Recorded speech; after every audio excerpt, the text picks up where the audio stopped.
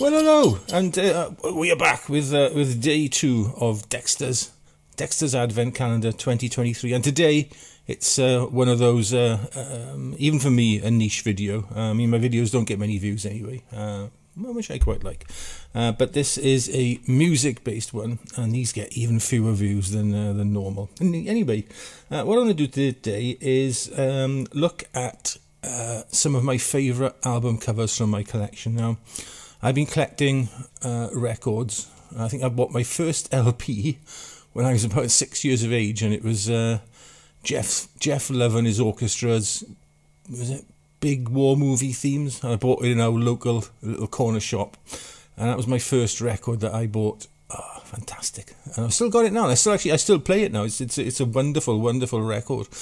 Brings back so many happy memories of being a child in a strange house, and we'll come on to that in a little bit. But also like of those fantastic 60s and 70s war films, blockbusters they were. Anyway, I amassed a collection of nigh on 1,000, I would say, records and CDs. It's a lot slimmer these days. Unlike its owner. I got rid of a lot. I gave a load away, sold a few. But yeah, just when I started, getting music on the computer, ripping CDs onto the computer, downloading music from iTunes, I figured there's no need. But then, before the vinyl revival started, I remember going up into my loft, and there was an old turntable up there, and a few old records, and I got them down, started playing them, and just remembered, the sort of the magic really of playing a vinyl record. Now, when you stream something, you tend you skip tracks. You think, oh, 10 seconds of this, 30 seconds of that. Don't like this, don't like that. Carry on. Pretty much the same with CDs, but with a vinyl record, you put it on, and you listen to it from start to finish, normally as the artist intended. Yes, you can skip tracks, but it's a lot more complex on a vinyl record than it is on a CD or an MP3 file. Anyway, over those years, as I said, I amassed quite a large collection, and one of the beauties of vinyl is obviously the format is larger, so the sleeve artwork, or what you call it, the jacket or the cover, the artwork is bigger and nicer to look at, and part of that whole vinyl listening experience for me is holding the sleeve and looking at it, reading the sleeve liner notes, enjoying the artwork, etc. That's all part of it, and you can't really do that with a digital download, and you can do it, but to a lesser extent, with the smaller form factor of a CD. Anyway, what I've done is I've chosen 5 of my favourite album covers. It could have been a lot more, but we'd have been here all day, and this intro's gone on long enough, but we'd have been here all day talking about them. And I've picked them for a number of reasons. Firstly, I really like the design of the sleeve, or cover, or jacket, whatever you call it. And secondly, in a couple of cases, they're like really iconic. They began like a generation of album artwork covers, if you like. So what we'll do is we'll kick off with one that didn't do that. It's my copy of School's Out by Alice Cooper, and I love this for a number of reasons, but mainly because it is like an old school desk. Look, you can open the flap up. Inside, the record, for some reason, is wrapped in a pair of ladies' panties. I have no idea why, and yeah, these have never been worn. All right, never been worn or used. They've only been used to wrap this sleeve up. But this is one of those records that was at the loft, so I think it did get a little bit damp or something at some stage. But anyway, you had the fold-out top, but you also had, with this, little fold-out legs. Where's it gone? Little fold-out. I can't fold it out now, but trust me, the legs fold out, so you've got like a little replica school desk with all the sort of engravings and writing on the top, and inside then you've got all the sort of you know, the sleeve notes, if you like, and some little cartoon drawings, etc., etc. Oh, I can't get it back in now. Oh god! See, it wasn't designed to be in this plastic sleeve. It was just designed to be in the pants. But oh dear! I put it in the plastic sleeve to keep the record a little bit more safe. Anyway, I'll have to put this back properly after it's not back. Oh, there we are. It is back in. Right, I'll pop these back in properly. Now, who designed this? I got all these notes on my phone. Who designed this? This was designed by a chap called Craig Braun back in the early 70s, and is a wonderful example of the sort of album artwork that I like. Second up, we've got, and this was in my favourite albums of all time video. I'll put a link to that up there if you're particularly bored one day and want to see that. This is a cover designed by a Japanese art house, I believe, and the person responsible was a Shusai Nagaoka. I apologise for butchering your name, Mr. Nagaoka, but there we are. And it is ELO's Out of the Blue, and this is a double album. So with a double album, or with the gatefold sleeve, you get all this marvellousness, all this beauty to behold. You get like a huge fold out of the outside of the spaceship there, and then you get the inside of the spaceship in there as well, and then you get anything. Yeah, you get the liner notes. Then these are sometimes just as important or as interesting as the sleeve, but in this case they just contain the lyrics. It's not my card reader over. They contain the lyrics to the songs, so nothing hugely entertaining or interesting there.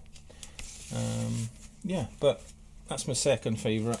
Not my second favourite, my second choice is ELO's Out of the Blue. Now the next one is an album cover designed by Derek Riggs. I think, just check his name in my notes.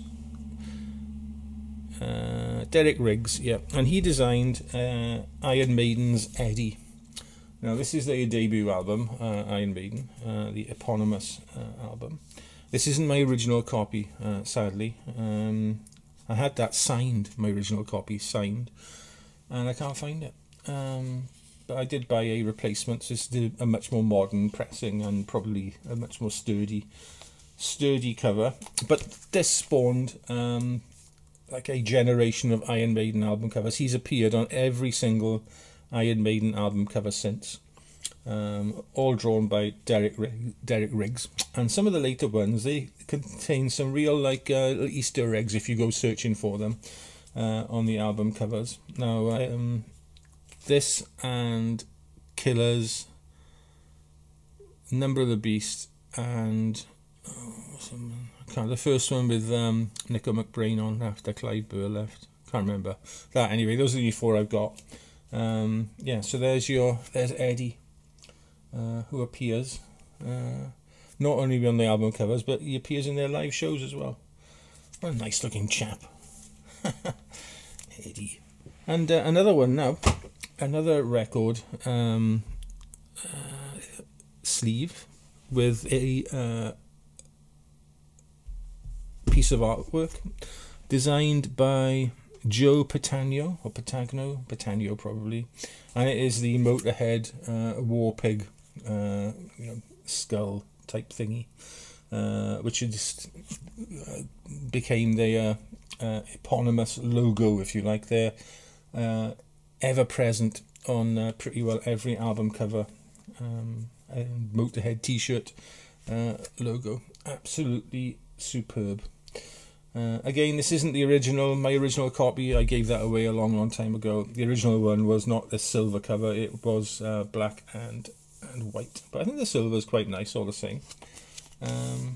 Is there anything on the inside of this one? I don't think so. Oh yes, there is. Look, oh, there we are. You got some. Now this, the original album just had, I think, some just like a a plain liner sleeve, but this has got lovely band photos and some writing on the back. I have to look at that. That's Motorhead by Motorhead. Let's pop that back. I'll put it back in the plastic covers. I keep all my albums in these as well. It's sad, I know, but that's how they are, largely in very good condition.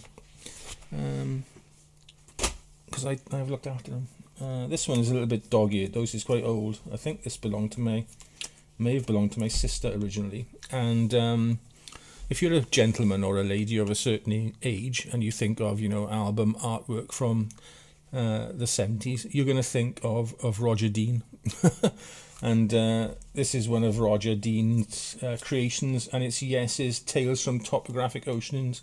And again, it's a double album, so you get all that loveliness on the outside, and then on the inner gatefold you get the lyrics. I don't think there's any. I think these are just plain liners on this one.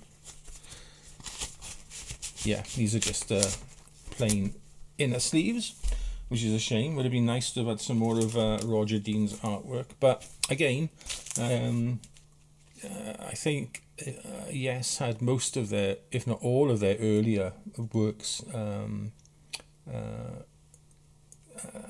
covers designed by Roger. I lost my train of thought then. Designed by Roger Dean. He also did stuff for Uriah Heep, loads of others. I'll list them list them somewhere now. The artists that he produced album artwork for. This probably isn't one of his. I got a couple of Yes albums. I probably could have chosen a better one than this, really, but there we are. Roger Dean, probably one of the most iconic 1970s album sleeve artists out there. Right, that is it for this little video. Do you have a favourite album cover or a favourite album cover artist that you particularly enjoy? If so, because I'm a really nosy bugger, I would like to hear from you in the comments below. Let me know, you know, who your favourite album cover artist is. Not the band, no, the actual person who designed the covers. So if you don't know that, just, you know, let me know what your favourite album covers are. So I really am genuinely interested to find out. Right, that is it for today. Tomorrow's video, I'll just check, there is one tomorrow, is going to be all about, hang on, I got it up here ready. Oh, here we go. Oh, it's not here now, is it? It's going to be here. Let's have a look. It's going to be... oh, a winter nature walk tomorrow. There we are, an outdoors video. That'd be nice, wouldn't it? There we are then. Yeah, so we'll see you for that, I guess. There we are then. See you tomorrow. Ta-ra.